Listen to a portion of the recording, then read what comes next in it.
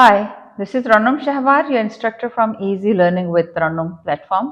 आज हम इस प्लेटफॉर्म से लेसन नंबर 22 यानी लेसन नंबर 22 स्टार्ट करेंगे और इस लेसन का टॉपिक है how to extend apology. Apology means माफ़ी और एक्सटेंड का मतलब बढ़ाई जाए यानी मांगी जाए, यानी किसी से आपसे कोई गलती हो जाती है तो उस किसी शख्स से माफ़ी कैसे मांगी जाए, उसको कैसे तलबदार होएं। तो stay tuned until the end of this video ताकि आप इस चीज़ को समझ सकें और सीख सकें कि इंग्लिश में माफ़ी कैसे मांगी जाती है। तो लेट्स स्टार्ट। सबसे पहले उर्दू ट्रांसलेशन के साथ डायलॉग। गुड मॉर्निंग, सुबह बखैर mister Akram. Are you mad at me? Are you क्या आप हैं, मैड बहुत नाराज, एट मी मुझ पर, क्या आप मुझ पर बहुत ज़्यादा नाराज हैं? No I am not mad at you. I am disappointed.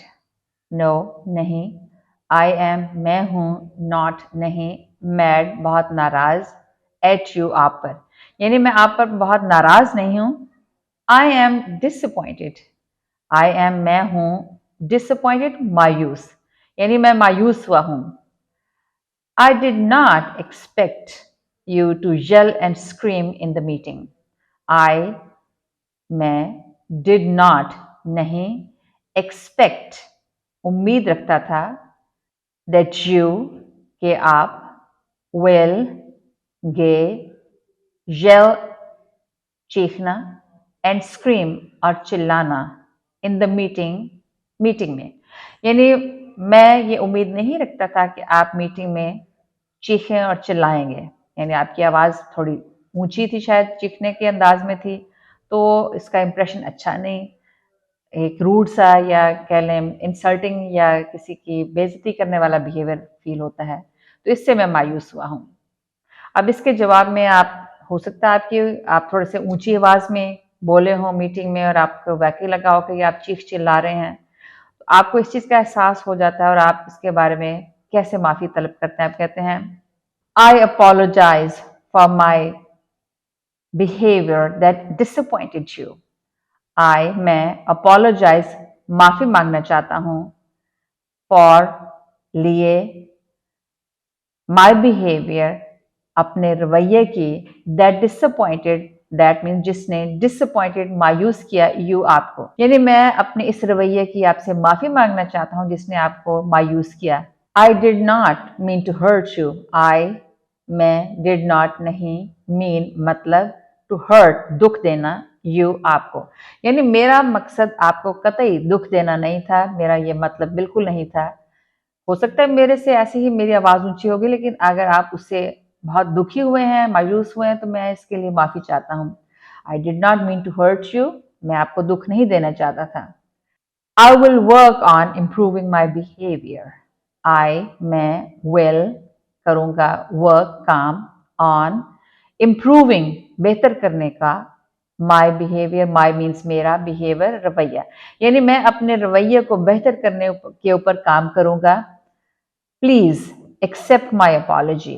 Please बराए मेहरबानी एक्सेप्ट कबूल कीजिए my apology मेरा माजरत नामा, यानी मेरी माजरत यानी मेरी माफ़ी को, मेरी माजरत को बराए मेहरबानी कबूल कीजिए। अब देखिए आप कितने अच्छे अंदाज से माफ़ी तलब कर रहे हैं, तो इसके नतीजे में दूसरा शख्स जो है वो आपकी माजरत को कबूल करने के लिए तैयार होगा, क्योंकि आपने इतने अच्छे तरीके से माजरत की या माफ़ी मांगी, तो वो कहेगा I am glad to know that you admit your mistake.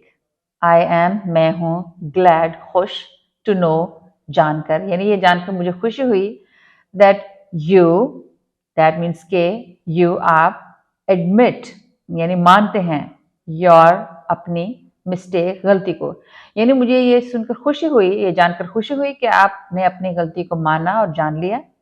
And you are ready to work on improving your behaviour, and और यू आर आप हैं रेडी तैयार टू वर्क काम करने के लिए ऑन पर इम्प्रूविंग बेहतर करने के लिए योर बिहेवियर अपने काम को, यानी मुझे ये जानकर खुशी हुई कि आपने अपनी गलती को मान लिया और अपने रवैये को बेहतर करने के लिए आप तैयार हैं। अब ये देखिए उसने दूसरे शख्स ने आपकी माफ़ी को कबूल भी कर लिया। अब इसके नतीजे में आप कहेंगे थैंक यू सर, यानी शुक्रिया जनाब, बहुत शुक्रिया। तो इस तरह से आप अपनी माजरत को या अपनी माफ़ी को दूसरे शख्स तक पहुंचा सकते हैं अच्छे अंदाज से, और दूसरा शख्स भी आपकी माजरत को या माफ़ी को बड़े अच्छे अंदाज से कबूल कर सकता है। तो आइए इस पूरे डायलॉग को सिर्फ इंग्लिश में प्रैक्टिस करते हैं। Let's start. Good morning mister Akram. Good morning mister Saad. Are you mad at me? No, I am not mad at you, I am disappointed. I did not expect you to yell and scream in the meeting. I apologize for my behavior that disappointed you. I did not mean to hurt you. I will work on improving my behavior next time. Please accept my apology. I'm glad to know that you admit your mistake and you are ready to work on improving your behavior. Thank you, sir. तो इस तरह से यहाँ आपका dialogue भी complete हुआ और आपकी अपॉलॉजी या माजरत को या माफ़ी को कैसे मांगना है उसका सारा प्रोसेस भी कंप्लीट हुआ। अगर आप अपनी इंग्लिश को मज़ीद इम्प्रूव करना चाहते हैं और नए टॉपिक्स के बारे में जानना चाहते हैं तो मेरी वीडियो को लाइक कीजिए, शेयर कीजिए और मेरे चैनल को सब्सक्राइब कीजिए। Next time easy learning with Tarannum के प्लेटफॉर्म से एक नए लेसन के साथ दोबारा मुलाकात होगी। तब तक के लिए खुदा हाफिज़।